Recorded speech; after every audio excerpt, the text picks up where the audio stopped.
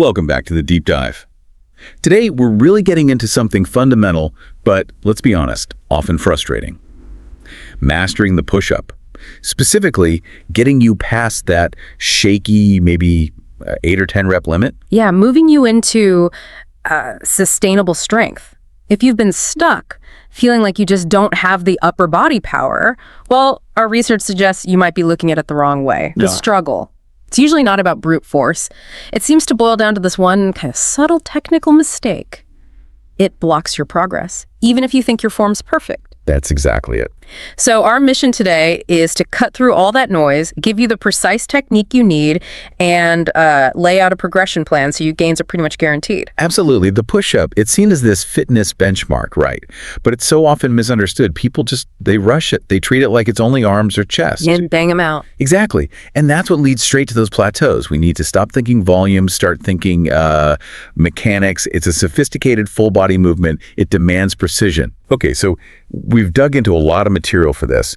We're going to break down that crucial posture fix, explain the why behind it, the biomechanics. We'll detail a solid progression plan and talk about, consistency. The strategic side of it, yeah. This whole deep dive is really designed to just flip how you approach this classic exercise. Ready to find out what you've been missing? Okay, let's unpack this. Let's do it. Right, let's dive straight in. The scope of the exercise. We really have to challenge that common idea that push-ups are just chest and triceps.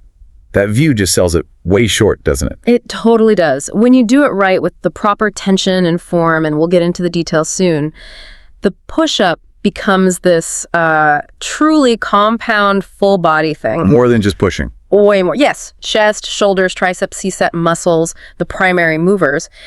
But the efficiency comes from the stabilizers. We're talking maximum engagement, like in your abs, your glutes, even your quads. Quads too. Oh, yeah.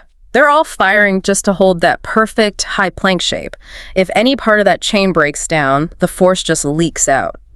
And the push-up fails, or you compensate badly. And the benefits, looking at the analysis we reviewed, they go way beyond just looking stronger. We're talking real health advantages from doing them correctly, consistently. Posture is a big one. Exactly. Proper push-ups seriously strengthen a muscle called the serratus anterior, the boxer's muscle. It pulls your shoulder blade forward and keeps it stable. Right. So strengthening that directly fights that office hunch you get from sitting. It pulls the shoulder blades flat against your ribs. This stabilizes the shoulder joint itself. Which leads to less pain, stronger joints. And better bone density, surprisingly. That consistent full body load, it helps strengthen bones over time. It really is foundational for overall strength. And if you need some serious inspiration, just look at Daniel Skelly from Australia. Oh, that story is incredible. In 2021, he set a record, right? Over 3,000 push-ups in an hour. Yeah, 3,054. And the truly amazing part, he did this while living with complex regional pain syndrome, constant severe pain. Which just shows it wasn't just grit. I mean, obviously grit, but it had to be flawless technique. Mechanical advantage, pacing. It really makes you ask, is it brute strength holding you back, or is it a tiny mechanical detail you've missed? That brings us perfectly to the core issue, that mechanical oversight. The thing that holds most people back, it's not about just doing more reps. It's the setup, the foundation. Before you even think about bending your elbows, you have to master the high plank, the perfect, solid high plank. That's your starting point, your scaffolding. Okay, break that down. Right. First, hands directly under shoulders, not wide, not narrow, right underneath. Then your body needs to be one straight line, super tense from head to heels, engage everything. And the neck. Neck neutral. Look slightly ahead on the floor or straight down. Don't crane your neck up or let your head droop. Keep it aligned with your spine. And the big mistake, the thing that kills the activation. Letting the hips sag, that puts huge stress on your lower back. Or the opposite, hiking the hips up into an inverted V, that takes the core and glutes right out of it. Either way, you lose that tension, that stability. The force leaks out, like you said. Instantly. The load shifts away from the chest and onto weaker spots like your shoulders or lower back. Okay, so this leads to the aha moment. Yeah. The thing from analyzing, high-level training. If you're stuck, what's the adjustment that unlocks that strength almost magically? It sounds simple, maybe even counterintuitive. It's subtly retracting and depressing your shoulder blades before you start the descent. Wait, retracting, like pulling them back. I thought the cue was always push the floor away, protract. That's the key subtlety. You don't protract yet. Before you go down, that slight retraction happens first. Think about trying to tuck your shoulder blades down into your back pockets, squeeze a pencil between them. Okay. That little move, that's stabilization. It locks your scapula, the shoulder blade, so your upper arm bone, the humerus, sits perfectly centered in the shoulder socket. And why is centering the humerus so critical for the push-up? Because that's how you transfer force efficiently and safely. When your shoulders are rounded forward before you start protracted too early, the stress often hits weaker tissues. You risk shoulder impingement, pain, especially at the bottom. Oh, okay. By starting with that slight retraction, you shift the main load off those vulnerable tendons and onto the big, strong muscles, your chest and your back muscles, like the lats, which help stabilize. So it turns it from a potential shoulder grinder into A powerful, safe chest press, basically. It protects the joint and lets you generate way more pushing power. That small adjustment is absolutely non-negotiable for progress and health. Right, that makes sense. So once you've got that locked-in form, shoulder blades slightly back and down, core tight, hands, what's the roadmap? How do you build the strength safely? You got to earn that floor push-up, right? Exactly. Progressive loading is key. You use the progressive ladder concept. Manage the leverage. Match it to where you are right now. The data's clear on where to begin if you can't do, say, 5 good reps on the floor. Start high, like wall push-ups or using a bench. How much easier are those? They make a big difference. Wall push-ups can cut the load on your upper body by like 40, maybe 50%. It's a great place to start just grooving the movement pattern without much strain. And the benchmark there. Aim for 3 solid sets of 10 reps. Clean form, straight line. Once you can do that comfortably on a bench or wall with maybe 2 minutes rest between sets, then you move down. You decrease the angle. Okay, the next step down is often knee push-ups. But lots of people, myself included sometimes, feel like they're, cheating and just skip them. Is that step really necessary? It's a common feeling, that psychological hurdle. But skipping knee push-ups is often a mistake. They're vital for bridging that strength gap. They usually reduce the load by about 20 to 30% compared to a full push-up. Still a significant jump from the wall, though. Exactly, and the benefit isn't just the reduced weight. It lets you really focus intensely on keeping perfect form under more load than the wall provided. You concentrate on that straight line from head to knees this time, forcing the glutes and core to work harder. So if you skip it, you often sacrifice that core tension when you finally try floor push-ups. You haven't built the stability at that lower angle. You really need to master knee push-ups, perfect form, before going to the floor. got it. Earn the progression.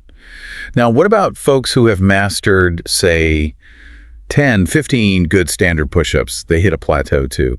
What variations should they use to break through? Right. Once the basics feel, basic, the body needs something new, a novel stimulus. That's where advanced variations come in. They overload specific muscles or demand different kinds of coordination. Like what? Diamond push-ups, for instance. Hands close together, they hammer the triceps and inner chest. Great as a finisher after your regular sets. Or explosive push-ups, maybe with a Clap? Yeah, plyo forces those fast twitch muscle fibers to fire.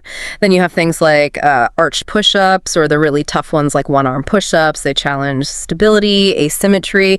You need to find a variation that targets a weak point you haven't hit yet. Okay, that covers technique and progression really well. Let's switch gears slightly to the long game, the strategy. Perfect form is great, but without strategic consistency. That's where progress often dies, right? Because the body adapts. That's the absolute core of hitting a plateau. Your body is incredibly efficient. If you do the exact same thing, 3 sets of 10, 3 times a week, same way, same speed for months, it adapts. It gets good at that specific thing and stops needing to change, stops getting stronger. So you have to keep it guessing. You have to. You need to constantly manipulate the 3 main levers of progressive overload: load, volume, and density. Okay, can you quickly define those again for everyone listening? Sure. Load is the resistance. For push-ups, you change the angle, like going from incline to floor, or you add external weight, a vest, a backpack, resistance bands. Makes sense? Volume is just the total amount of work. So total reps and sets. More reps, more sets equals higher volume. Okay, and density. That one's maybe less obvious for body weight stuff. Density is about how much work you cram into a certain time. You mainly tweak this by changing your rest periods between sets or by changing the speed you do the reps at the tempo. Right, so how do we use these strategically? The advice we looked at suggested beginners stick to maybe 3 days a week. How should they mix it up within that? 3 days is good for recovery when you're starting. Within those days, you play with volume and density mostly. Maybe one day is higher volume, aim for more total reps, even if you need more sets with fewer reps each. Okay. Then the next training day, focus on density. Slow the tempo right down, like a 5-second count just on the way down, the eccentric phase. Oh, wow, that sounds tough. It is. Yeah. That super slow descent massively increases time under tension.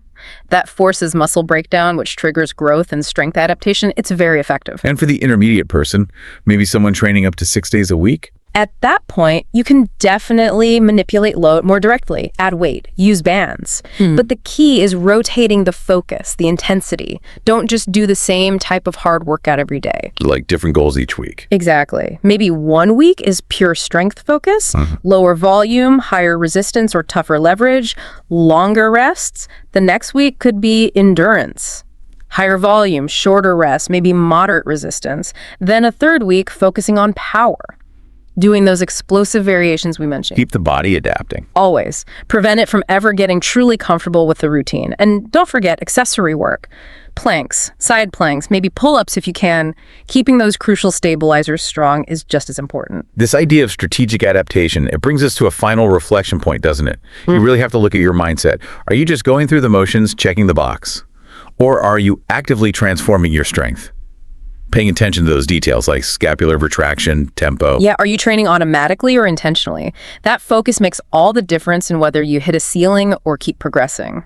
Okay, let's try and synthesize this deep dive. The secret to getting good at push-ups, getting high reps, breaking through. It seems to rest on two main things. First, that specific technique. Right. Centered on core stability, yes, but critically starting with that subtle shoulder blade retraction.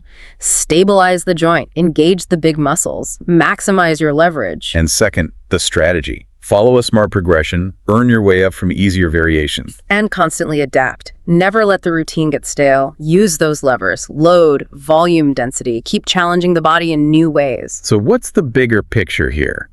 The analysis we looked at suggests that push-ups, when you approach them this way, become more than just exercise. They're kind of a measure of discipline, maybe even potential. I think so. The commitment it takes to really perfect this fundamental skill, paying attention to the details, being consistent, adapting, that translates. It builds focus, mental discipline that you can apply elsewhere. If you can master the precision for a perfect push-up. You've demonstrated the discipline needed for pretty much any challenging skill you want to learn. So we want to leave you with a final thought, something to mull over, sparked by this material.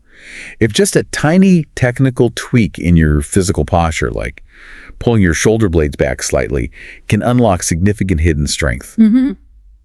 Where else in your life, maybe in your daily habits or your work schedule, or how you communicate, where might a similarly simple technical adjustment unlock some huge potential you haven't even tapped into yet? That's a great question to ponder. Think about it. Start today. Maybe just with one perfect push-up.